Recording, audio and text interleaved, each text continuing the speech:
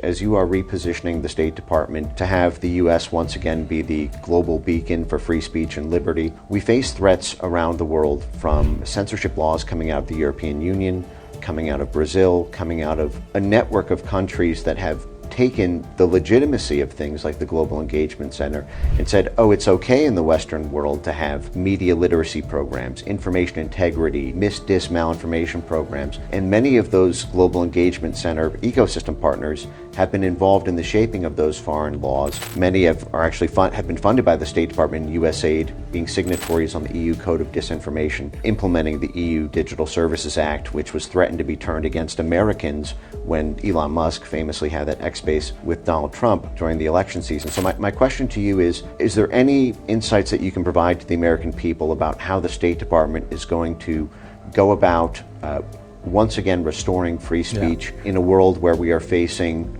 foreign threats from the European Union and Brazil and other places to Americans' ability to talk? So the first thing, obviously, is our number one priority is Americans. So we don't want to see an American who happens to be living in London or happens to be living in Europe post something online about American politics or any politics, and all of a sudden they're facing ramifications over there, or they're denied entry, and something happens, oh, we're denying them into our country, or we're going to arrest them because they posted something while living overseas. So our number one interest is the impact it has on Americans. The broader point, which is the one I think the Vice President made very clear in Munich at the security conference, and people freaked out about what he said, but it's true. What is it that links us with Western Europe? It's our shared values. And one of those shared values, we hope, is freedom of expression. I know they don't have a First Amendment, but freedom of expression, right? And if that is eroded, if suddenly these become places where people are targeted because of what they said or what their opinion is, then one of the pillars of our shared interest, beyond military cooperation, beyond anything else, is under attack. And I think he made a very vibrant point that by attacking freedom of expression, you are attacking one of the pillars of our shared interest, our shared culture, our shared values. And so I think we raised that. We've raised that. I mean, I can tell you we were at an Oval Office meeting with the Prime Minister of the United Kingdom, and this issue came up.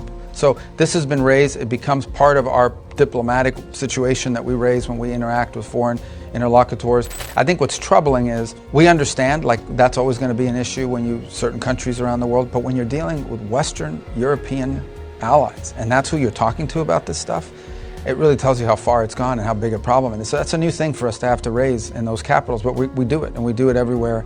And I personally witnessed the President and the Vice President raise it with multiple foreign leaders, and I think you're going to continue to see an emphasis on that in our diplomacy and what we talk about.